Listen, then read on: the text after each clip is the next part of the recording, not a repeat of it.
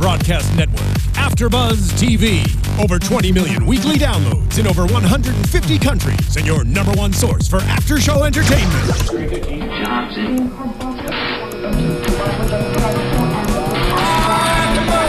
AFTERBUZZ TV, the destination for TV superfans. Producing after shows for over 300 of your favorite TV shows. Interviewing celebrities and showrunners. And bringing you behind-the-scenes exclusives. All thanks to E! Entertainment's Maria Menounos, producer Kevin Undergaro, and internet leader Akamai.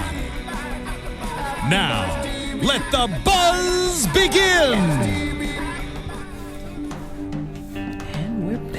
We're back. We're back. We're live. We're live. How's it going, everybody? I'm Julian Dujarric here for the AFTERBUZZ TV Homeland After Show. We're missing Frank. Yes, Frank. We're saying hi. But I'm also joined with my lovely co-panelists. Hi, I'm Stephanie Garret, and you can find me at Stephanie G. 3360 on Instagram and Twitter, and Stephanie Garret 3360 on YouTube. And you can also find me at Julian Dujarric all across the board on all social media. Today, what episode? I'm going to sneak over on your notes. I think it's episode 10. Episode 10. I believe. Season 5, the new normal. Yes, the new normal. It is quite the new normal today. What are your... First of all, let's do social media shout-outs, which is we're trying to keep the form. Frank usually steers the ship, and he's so good at it. Our captain is not with us, and the crew is sinking. No, we're kind of winging it. We miss you, Frank. Yeah, we miss you, Frank. But we will say it is quite... it was... What an episode. Oh, my God. It was so filled. Yeah, so filled. I don't know that we'll be able to get to all of it in just this short amount of time. Right. But we did have some social shout-outs. You typically do Instagram, but we have a couple on Twitter that... Well, we don't really have... I didn't get any shout-outs personally, but we got some good stuff from the ABTV Homeland hashtag.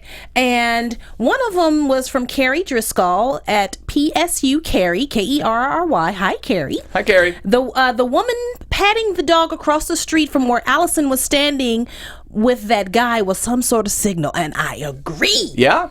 I agree. So we'll talk about that. Okay. But yes, and then that's one. That's a good one. And then G Wiz, hey G, Mr. G Wiz, what's going on? He says, why are the Syrians speaking German to each other? That's a good point. Oh, I didn't notice that, actually. I kind of did, and then one of them sounded really American at some point too. I'm like, okay, it's okay. It's okay. They still, they're still following the story, so it's okay. And let's see, what else we got? Obama better pay attention, Homeland. That's what Miss G Wiz says. Yeah, you're right. So what do you have from YouTube? Well, yeah, it's funny that she says that, because there are...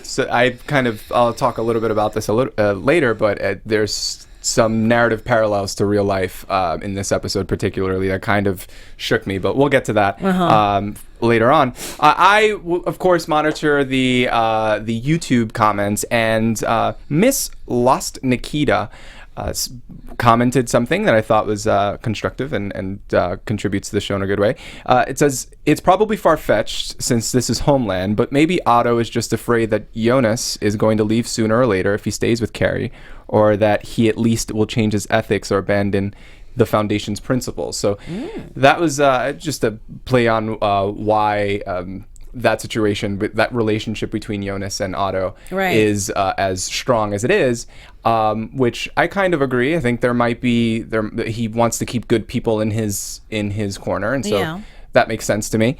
And another interesting comment that about Allison, which I mean, Allison is the fiery Alishka. Yeah, Alishka. Yeah, I keep forgetting her name is Alishka. Well, they have done her Alishka. Well, Grill Tang says, I felt I had to post a comment regarding Allison not lighting a cigarette and therefore not killing Carrie. So, do you remember when the Russian handler in the flashback in this episode said that he would never have to harm anyone? And she didn't believe him at first. She's only supposed to feed the Russians a little information once in a while. She was never supposed to kill anyone directly, and especially not someone she knows. So there may be some overstepping of her boundaries there. So thank you so much for commenting on all of our social media, on Twitter, on Instagram, and of course on YouTube. We read all of your comments, and we feel like it contributes to the show, and it allows us to have a conversation. So thank you for that. So Wait, I was going to say, also join us in the live chat. Yes. We have the live chat up and we can see your comments and questions. There is a bit of a delay, but we'll still give you a shout out or read your comment or question. So please do join us there. Yes. Oh, thank you. They blew it up. I can see it. I love it. I can see it. Awesome. Okay. We're all getting it together. So first impressions, what did you think of this episode? There's a lot going on. Wow. Well, I liked... Gosh, I don't even know where to start. Right? I said we should start with the procedural part of the episode where, how it sort of played out and Allison trying to wiggle her way out of the situation. And I have to say, she did very well. Right. I mean, we love to hate her, but she's good. She's very good at what she does. And she's a very sharp, smart lady. Very sharp. She saved her own behind. Mm-hmm. And even kind of saved Ivan a little bit, too. Oh, yeah. Yeah, I thought that.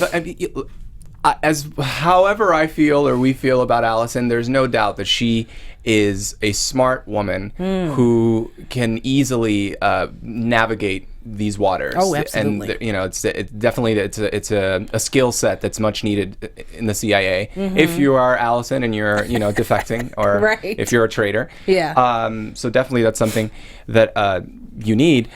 My impression of Allison has always been one of sort of distant respect. Yes. If that makes any sense. Because Allison has been, she's been in the CIA for decades, and she's a trusted high-level official. Right. And so I definitely respect her in that regard. We see in this episode that she's trying to still get as involved as she can with the investigations and sort of what's happening. Right. And it's interesting to me to see how Dardal and Saul have different interactions with her. But what's interesting to me was Dardal and Allison's dynamic throughout this episode. Because Dardal, you can tell, due to the nature of his position, it can't be too trusting and knows that he can't second guess anyone and doesn't really I don't think he expects anything good or bad from anyone. He just doesn't trust people. And so it's interesting to me to see sort of the fractured, disjointed nature of Dardal and Allison's relationship now, and sort of in my opinion, how conflicted he is about all that has happened. What do you think about that? I think you're correct, but I also... I like when you think that I'm correct. Okay, good. I think Dardal is not quite buying Allison's story. I think he buys some of it. That's just my opinion. But I also think he's going to use her to his advantage in this situation. That's just, you know what I mean. Right. To see if he can gather more intelligence. Exactly. Because he needs something a little bit more concrete. They don't really have anything from those documents just yet. Carrie's still trying to pull them all together. And Laura's out doing whatever she's doing. So they're kind of amiss with that. But I think once he gathers all the information, and of course, Saul tried to strangle her. And, such an intense scene, huh? Yeah, but that's kind of what happens when, you're intimate with someone and they sort of betray you. You kind of just want to jump on them. Not that you should, or not that it's correct or anything, but that was a more a personal approach to, he's basically saying you so-and-so, That's a great way to put it. It's almost a pacification of your delivery or approach, I think. Not yours specifically. I mean, the character.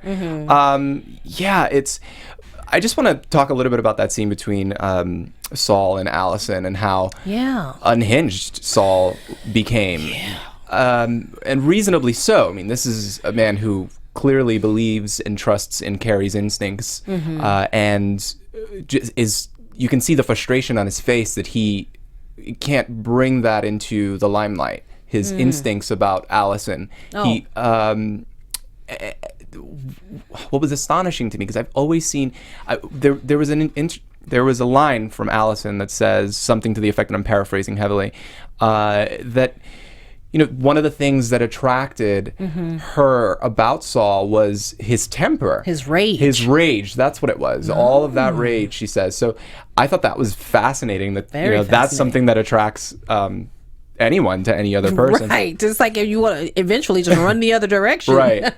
And so I bring that up because I never really saw Saul as someone who didn't lose his temper, and I want to say lose his temper, and I put that in quotes, without some intention. Right.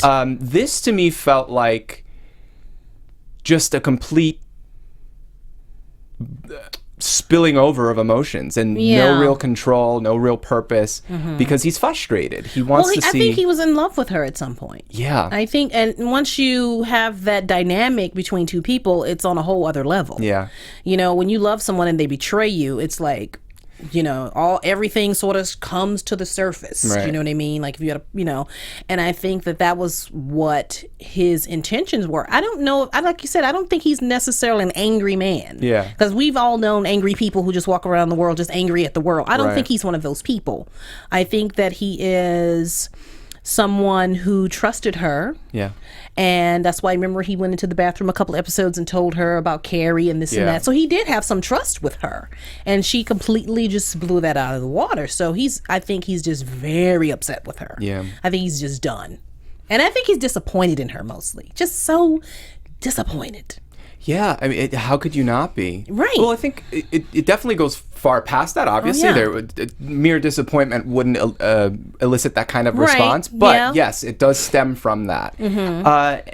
It's just so sad to see Saul, who seemingly has everything kind of not figured out, but together. Yeah. And to see him kind of come unhinged in that way was definitely something that I thought was out of character for him, right? Which affected me as a watcher. It was a little sad to see him sort of go there, but I kind of understood it, right, in a way. But I liked also the fact that he and Dardal have seemed to come back together, because remember they had that falling out a few episodes ago, and you know he went on the lamb or whatever. But I like that they're sort of connected again, because they're old friends. They've been friends for 30 years. That's not something you could just sort of throw away, I don't think. Okay. You know, you have your problems, but you sort of fix it or whatever it is. So it was nice to see the two of them sort of get together in this caper and try to figure out what Allison was doing, and you know, figure out the gist of everything. And him not taking it personally. Right. Saul, I mean, not taking it personally. Right. You know, I think he just said F me. Right. And was like, you know, he kind of just threw his hands up in the air once Dardal kind of, you know, took him off the hook. Right. Which I thought was fascinating. Yeah. I guess because when the stakes are so high, you leave what doesn't serve you, or you let go of what doesn't serve you. Yeah. In those moments. Right. But it's sort of, I don't even want to say an elephant in the room, Allison being the elephant in the room. It's sort of the energy in the room that you can't, that's the best analogy that I can use, because there's no proof really that Allison is what Saul and Carrie suspect her of being. Right. But there's this notion, there's enough instances in her story, or in her like, what's the word? Excuse? Not excuse, but I can't think of the word. Yeah. Her alibi, I guess. Okay. There are enough holes in that. Right. That give you pause to make it so that you don't just throw away the possibility of her, you know, being a traitor. Yeah. And so with someone as pensive and in a position as Dardal is, and as Carrie, and as obviously Saul is, Saul, Dardal, and Carrie are, it's interesting to me that they still, all three of them, I feel like, and maybe I'm wrong, maybe I'm reading too much into it, but it's interesting to me that they still see sort of the grander picture and how to kind of move along as a result of, you know, having that as a priority moving along. I think, you know, as someone I mentioned on seminar, they're playing the long game. Yeah. They're trying to see how it's all going to play out for them, you know, in the long run.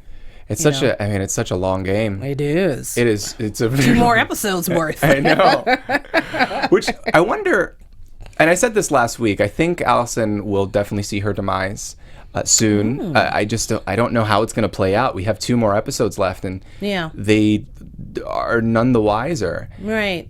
And let's not, though, something comes to the surface in those documents. That's what we really need to nail. We haven't heard about these documents. There have been a couple episodes now. We no mention of the documents at all. Which actually, let's talk about Laura Sutton and Otto. Laura. what does that mean? Yeah, she just has such an attitude, man. Like, I sometimes have an attitude as well because I'm a woman and I'm black and you know, all that kind of thing. So, but I'm not against her or anything. But she's just so flippant. Yeah. And unnecessarily so. It's the nature of her job. She's a journalist whose inclination is to question authority at all times. I guess, but it's like she doesn't get it. And she's kind of starting to get on my nerves. Doesn't get what? She doesn't get the ramifications of what it is she's doing. Yeah. Either she doesn't get it or she just doesn't care. Okay. And I think it's a little of both. Because she's trying to do whatever in her head what she thinks is proper. Right. Like with the what's his name? I wrote it down. The gentleman who was released from prison, Marwan, I think. Yeah. She had no sort of understanding of what the ramifications of, she was trying to protect him in a way, but she still brought him to the surface, kind of. Yeah. You know what I mean? So she doesn't really get it. I think she has the same mission, is to find out what's happening, find out the truth, right? She's in the pursuit of truth. So in that sense, there's a nobility to that. But you're right, so this is a man who clearly is scared for his life, who is trying to do the right thing, seemingly, right? Yeah. And has come to Otto and Laura Sutton. And Jonas. Of course. Jonas is his lawyer. Right. For help. Right. And as we see it play out, he was arrested. Right. The German police came, German intelligence. Came and arrested him after Saul and Otto agreed to have him with his lawyer come in, and they had that agreement. Right. What do you think is going to happen there? I mean, there's so many different ways. That might be predictions territory. I don't know. I may have to save that for later. So let me ask you this: what did you think of the way they handled him and the way they handled their client in that? Well, I do regard? think that she had very good intentions when sort of bringing him in and getting him on video and promising him medical care and housing and all this sort of thing without asking Otto first, because Otto could have clearly have said no, you're not going to do that, but she just sort of, I see. You know what I mean? Yeah. It's like, you should at least ask permission if you're going to have somebody pay your medical bills and your household expenses. That's like a big thing. And I kind of saw that on his face, on Otto's face. It's like, what did you just do? Right, exactly. But I feel like he can't really say what's on his mind, really question, because what's done is done. What's done is done. She already promised him all of those things. And so, to kind of go back and forth, A, is a waste of time, and B, does nothing to... Right. Further your to get your goal realized. What I want to move on to Quinn.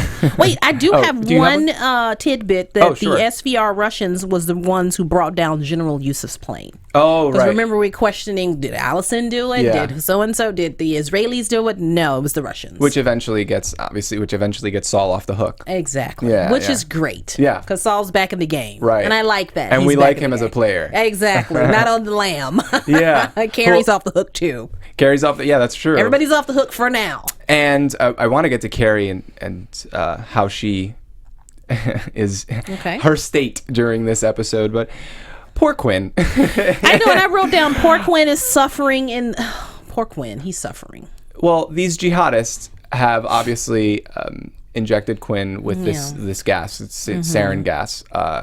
And we see that, what is the name of the gentleman that injected Quinn with the Qasim. Qasim. We see that Qasim is kind of very scared. Yes. Because he now needs an exit strategy. He needs to kind of maneuver this. And we see that he, at first, reveals that there's a mole in the group to the leader, to Bibi.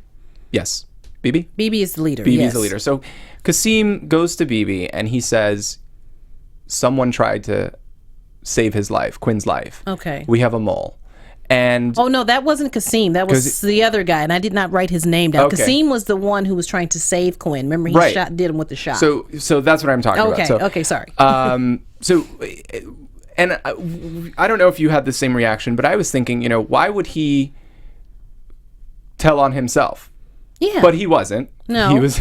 I don't understand how that can happen. But we ultimately see that it wasn't it wasn't up to him. He, you know, BB was.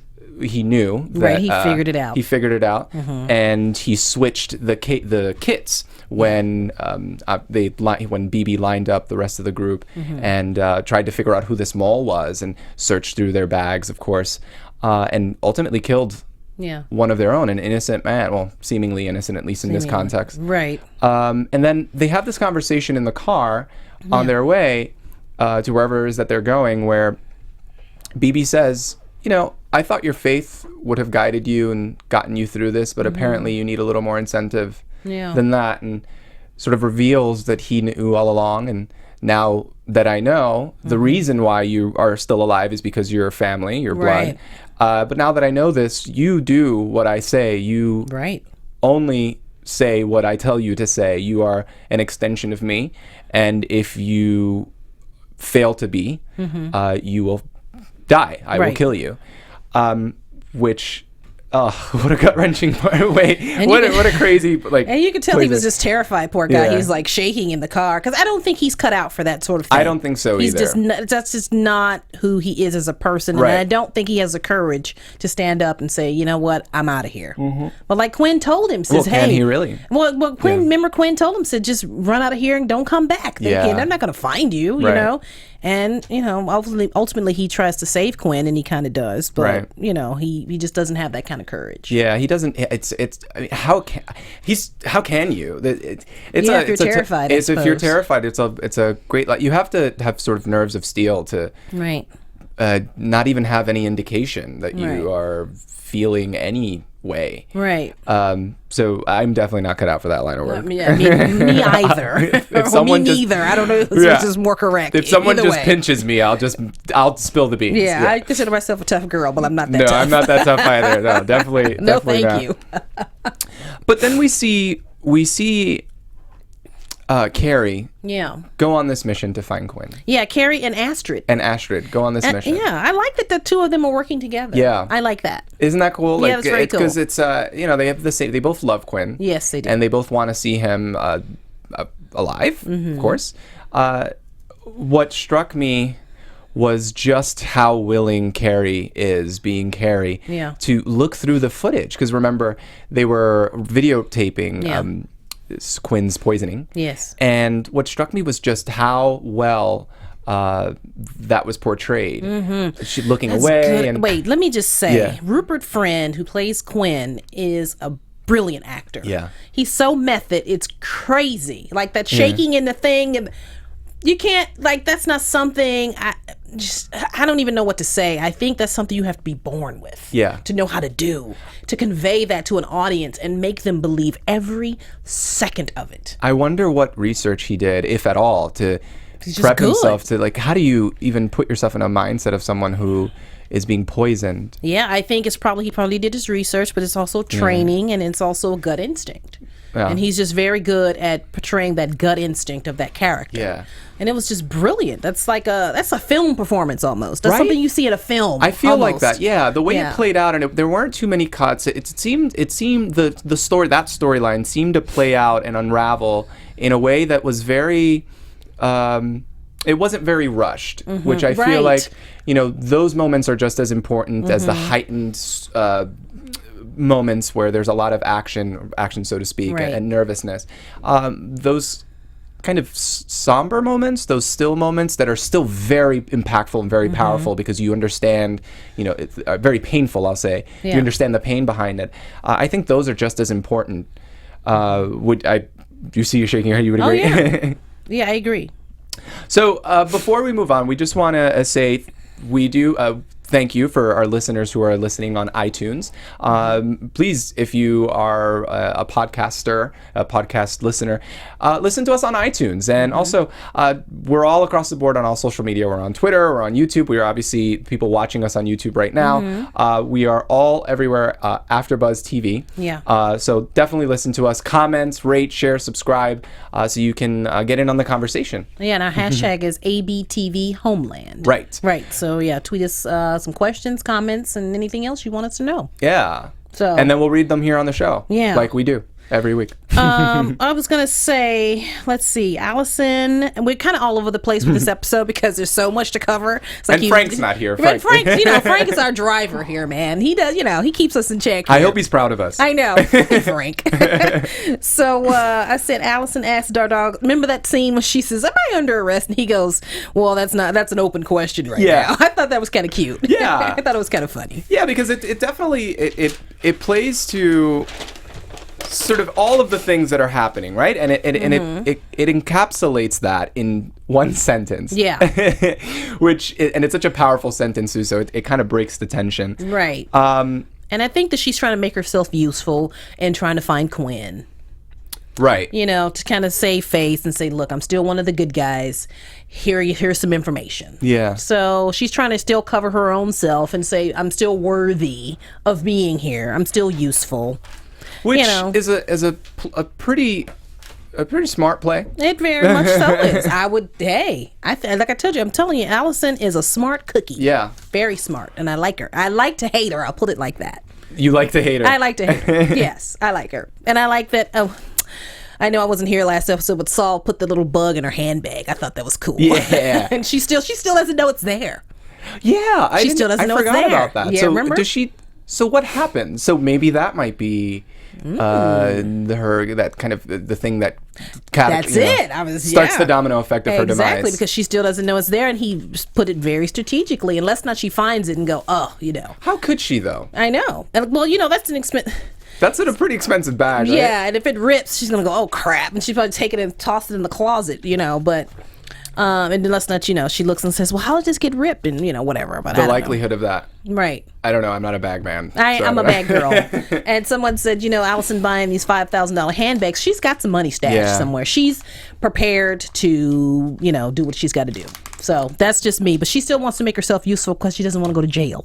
And neither does Yvonne. I mean, I don't think anybody wants to go to jail. But she definitely, she'd be going away to jail for a long time. Right. If that's the case. And Carrie's not buying that she's just so, not involved. You know what? Carrie needs to be back in the CIA because Carrie, for all of her crazy and for all of, she's all over the place. She is still very good at what she does as well. She's she's another smart cookie. Yeah, without all of the resources of the CIA too, she's managed to use her clout, frankly, to assist and to direct almost indirectly, I'll say, the direction of this investigation. That's right. And she's been pretty spot on. Yeah. So so far. Right. But that's just a testament to Carrie's instincts, right? She's always had. She's always kind of known without knowing. Yeah. Which I love about Carrie. I think that's just one of her most endearing qualities. And she found Quinn, and she was just heartbroken when they found him because he was just hanging by a thread. Poor guy. I think that was sad because I thought he was dead. I was like, no, Quinn, don't die. Which I have said that if that ever happens, we're done. I'm certainly done.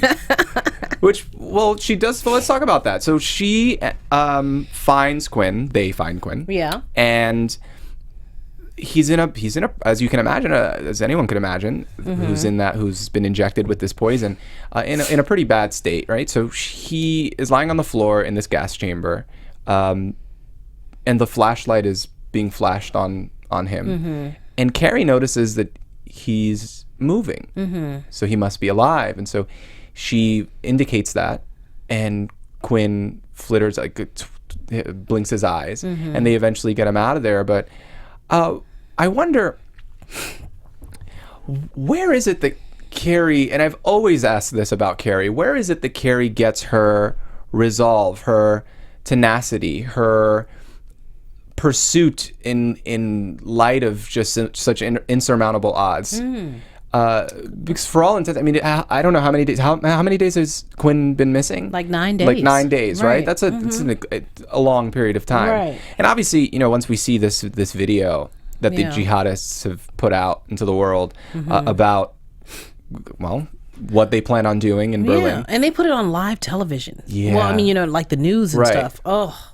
Which I wish I would have gotten a shot of. Well, I don't know if they would use an actual news logo, but I wonder how likely that would be in real life. I don't know if it would be. I guess people don't want to incite, news organizations and governments wouldn't want to incite sort of panic. Right.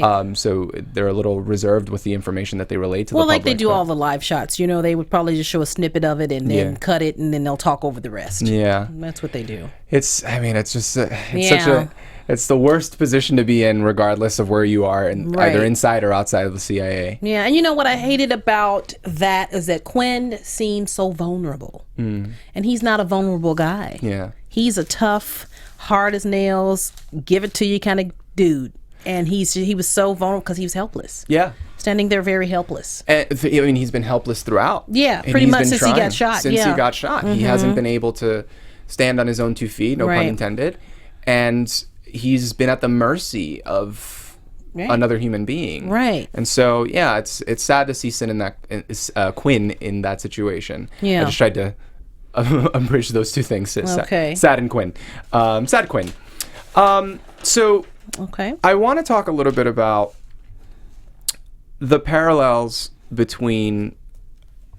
Well, first of all, I wrote down lip quiver, which is what Carrie does every time she I'm sorry, I just had to mention that. I want to talk a little bit about the parallels between the narrative of Homeland and sort of real life. Okay. I always thought, you shoot a show, you edit it, and then months later you air it. I want to know when they shot this, because there was a line in the show tonight by Allison that says nobody wants to see another Paris. So I wonder, maybe if that was a last minute decision. Did they change that? I don't know. Sometimes they shoot as the shows are airing. There are a lot of shows that do that. Like Scandal does that. I mean, they're a couple of episodes ahead, but they're still continually shooting. Oh. So Homeland they might be done shooting now. That's a crazy deadline. Yeah, it is. To write. Oh, yeah, because they'll usually have a couple episodes in a can, and they'll shoot the next one, have that, and one will air, and some shows do that. I'm not sure if Homeland does it. Don't quote me on that, but a lot of shows do that. Yeah. So, if they do, I mean, that's quick, amazing writing. Right. They may have had to change a lot of things because, they kind of go along and they change the script as things sort of come up. Yeah. Yeah, somebody did mention Paris, and I thought, interesting. Yeah. Because I mean, it's obviously Paris didn't happen too long ago. Right. And, it's still very much something that's being discussed. Right. Clearly, as one would imagine it would be. I just think, that's such a credit to the way the show is made, in that they're so grounded in the truth. Yes.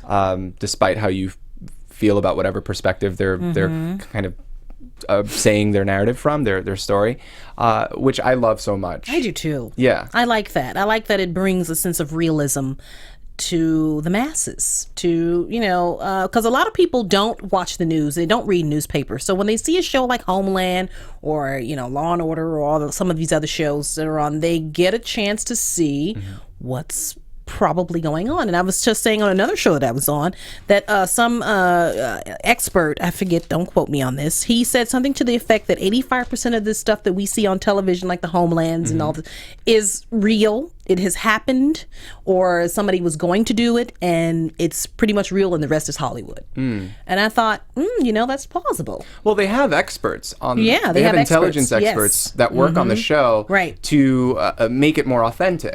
So I would imagine that that is true. Yeah. I'd like to speak to one of those experts. I know. Yeah, could you call in? No. Yeah. Let's look at the live chat. It says Quinn will kill Allison. Ooh, that's a good one. Yeah. I think he should kill Allison. Ooh. Allison is the reason why. Yeah. He's in this mess. This is true. Yeah. We have another one says, James Mendoza, I need glasses, 1981, says, they dubbed over the Another Paris, that's why they had her back turned. Oh, wow. Good point. That's a really good observation. Yeah, good observation. We didn't catch that. I didn't catch that at all. Let's see, I think the South Park is the 7 days before the show. Yeah, that's true. They do. Okay, so there are definitely other shows that shoot closer to. Oh, yeah, some of them shoot even one episode. They'll have one. That's insane. Oh yeah, and they'll have the other one cranking out, and yeah, they do that. Which show? Do you know which shows? Don't quote me on that. Okay. I just know that because I have a lot of actor friends, and I'm an actor, and I, like you go in on a Thursday, and Monday you're working on another show, and the show's already aired. So let me ask you, since you're an actor, how long do you think these people get based on your expert, Okay. opinion, Uh-oh. how long do you think the actors get to memorize these lines? I mean, they're a week's worth of time. I don't know. It depends, well, the main actors like the Carries and the Allisons, they get their script probably emailed to them or sent to them way ahead before the rest of us little minions come in, the ones with those of us with I'd smaller imagine roles. they get them delivered. Sensitive information. They either get them couried or sometimes now they do email. They used to send you a courier. Now they just do email. But that's a whole nother show. Really? Yeah. I'm fascinated by that because you think it is sensitive information to a lot of people. What is in the scripts, right? And you and me and everyone watching and everyone that's a fan of the show, is interested. And so I wonder, how they think that securing that information through they have email them is the either right way to couried go. or sometimes when you get on a set, and this is just a sidebar to the Homeland thing. I've never worked on Homeland, just so you're clear. I would love to though. Well, you have more experience in acting than I do. So. I was going to say something about the script. And if they're rewrites, you get them day of. Because so you have to memorize the day of. Pretty much, you have to go in your trailer and sit there and memorize it, and then you're on set. Pretty much, yeah. That's how soap operas do it too. Like the day of, you get like 47 pages. 47 pages the day of? Yeah, here you go. Memorize it. Employ some memorization techniques. That's a whole other opera right there. That's insane. Yeah, but back to Homeland. Right, back to Homeland. But and they have a lot of terminology to remember, and you have to be able to say those words correctly. And like, remember, what's his name? Ivan was talking about the chemicals and sarin and all that. Yeah, that's kind of hard. Yeah, if you don't have a background in it. Exactly. And then you have to research the name of it and everything. So yeah, they have a tough job. They do very well. These actors on this show are just brilliant, all of them. I mean, F. Murray Abraham, who plays Dardal, he's old school. He's been around a long time. He's brilliant. Yeah. At what he does. So I love them all. So, what else stood out to you narratively this episode? Because we have obviously the Allison and everyone else dynamic. We have the Dardal and Saul dynamic. Yeah. We have the Quinn dynamic, which we spoke about, and then Laura, Sutton, Otto, and Jonas, of course, which is kind of like the meat and potatoes. I feel like in many ways of this episode. Do you agree? I agree. Yeah, I think that's correct. Yeah. Because what's happening within the CIA, obviously, is driving this thing. But I feel like to a certain extent, from the sidelines, the During Foundation is kind of pushing this along a little bit in a way that we may not understand. Yeah, Otto still hasn't revealed his what's the word? Well, his purpose. His purpose. Yeah. What is his purpose? That's what I want to know. He hasn't really shown a purpose yet. I mean, we know he's a rich guy, and he has a foundation that Laura Sutton works for and Jonas works for. But what actually is his purpose? Why is he there? Yeah. Why does he want? What is he trying to do? Is he trying to enlighten the world? Right. Is he just trying to make more money? I don't know either. Yeah, I know. It's a good question. Maybe it'll be revealed to us. Frank obviously doesn't like. Frank doesn't like Otto. Frank doesn't like Otto. No. I think because the reason why, and I'll just say this, the reason why I think Otto may not be as bad as Frank or anyone else that agrees with Frank may think he is, because, well, I have a journalism background, and so I think the pursuit of truth is a noble one, and so I do think he has noble intentions. I'd like to finally know what they are, so that I can put this to rest. Because I think Laura Sutton has, she wears her emotions on her sleeve, right? She knows what her mission is, and she makes it known to the world, and she's even willing to, do that on national television or international television, of course. But you're right, we don't know really where Otto's coming from. I don't know. Do we even know his backstory and what his motivations are? I don't know. We haven't gotten that far yet, so who knows? Maybe he's just there to sort of move the story along and be sort of a player in all this. But Laura Sutton, I don't know. I know what her purpose is. But I'm not sure about Otto. There's a big question mark on him for me. So, and Jonas also has been pretty pivotal, I think. And just because we have to wrap soon, I just want to touch on this a little bit. Okay. First and foremost, I saw kind of a an interesting forgetful moment for Jonas. I think he forgot that he was this man's lawyer who's coming to him for a second there. There was this exchange between him and Laura Sutton where Laura was kind of reminding him, he is your lawyer, and this is, we can't just hand him off to the feds. And it was just interesting to me that he automatically, kind of forgot that that was the case, and he didn't keep his client's best interest in mind at the top of mind. I wonder if it's because of that line of work. You're so, like, everything sort of falls to the periphery and you're so laser focused on the mission. I thought that was interesting. I don't know. I did too. I kind of wondered, was there going to be something there? Because at some point, he's going to run into Carrie, which is probably getting into predictions, which we should probably get into. Well, let's talk about predictions. Let's do this. And now, your AFTERBUZZ TV predictions. You want to go first? Oh, no, you go first. As I don't even know. I have several, but then I have none. Well, because they each have logical conclusions. Exactly. And there's so many different ways you can go. Right. So let's stick with since we're on the topic, let's stick with Laura Sutton and the During Foundation and Otto and anything that sort of happens there. So I think I just am fascinated by these documents. Okay. I want to know what these documents have. I do too. What is the damaging information? Right. I think ultimately, I've said this before, I think that is what's going to drive the narrative for the next 2 episodes. Yeah. What these documents, we haven't heard about these documents. So what I think is going to happen, and I'm just pulling it out of nowhere, is that Laura Sutton is going to become frustrated with the barriers to entry in her pursuit of truth. Okay. That she's going to somehow get a hold of these documents and leak them on the dark web. Oh, that would be good. Because she feels so compelled to do so. That would be a good one. Yeah. I wonder. Yeah. I think that's my prediction. Okay. Well, I have an Allison prediction. Okay. Somebody said, Frank, I think he said that he thinks Allison's going to kill herself. Oh, right. And somebody on YouTube, I think, says, no, Stephanie's right. She's so vain. She's not going to kill herself. I think she's going to take that money in her handbags and she's going to disappear. Yeah. She's going to go to that island wherever she wanted to go, and that's going to be the end of her. Will she go to that island? Well, maybe she'll go somewhere. Somewhere. She'll pack all of her designer bags and she'll just beat it out of town because clearly she's too vain to kill herself. She's trying to save her own butt, so she clearly wants to stay around. Yeah.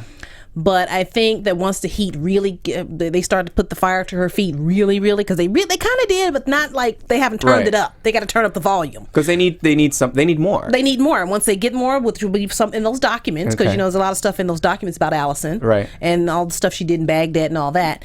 That's when she's going to say, you know what? I'm going to take this money, because how is she affording $5,000 handbags on a salary? Come on now. What are you doing, lady? I mean, really, look, I have Tom Ford taste on H&M budget, so I understand that. I had to say that. That's awesome. Right? Yeah. For all the, the girls out there who love the nice handbags. We can't afford that crap. I know. So she's doing something shady, but I think that she's going to just disappear. And leave Ivan his own devices. Yes, leave him in the lurch, because she's got to pin it on somebody. How would she be able to get away? Obviously we don't know how that will play out, but if that is the case, right? How she'll be going up against 2 very large and powerful governments. Lots of people do. They disappear. Yeah. They just disappear into the ethers. They go to Russia. She can also defect. Remember, Saul was going to defect to Israel. Oh, true. She could defect. She could just disappear to an island somewhere. I guess she would be defecting to against 2 countries. Right. Well, she'll have to go somewhere where nobody knows her. You know what I mean? She can't go to Russia because those people know her. Some of those people know her. She'd have to go someplace else that doesn't have an extradition law where they can't snatch her and bring her back. Interesting. That's just my prediction. We'll see, though. We'll see. Then again, she may be around for season 2, which will be great because I like her around for season 2. Frank, tweet us your prediction. Yeah, tweet us your prediction, Frank. And also, you guys, if you're watching, tweet us your predictions. Hashtag ABTV Homeland.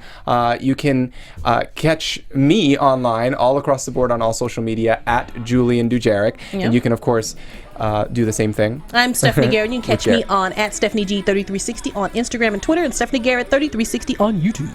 Thank you so much for watching. Thank we you. really appreciate all of your comments and the fact that you help us keep the lights on here. Yes. So until next week, Frank, you'll be here with us. Yes. And thanks to all the live chatters. And thanks to all the live chatters, too. Yes. We'll see you next week, and have a nice week. Bye. From executive producers Maria Menounos, Kevin Undergaro, Phil Svitek, and the entire AfterBuzz TV staff, we would like to thank you for listening to the AfterBuzz TV network. To watch or listen to other after shows and post comments or questions, be sure to visit AfterBuzzTV.com. I'm Sir Richard Wentworth, and this has been a presentation of AfterBuzz TV.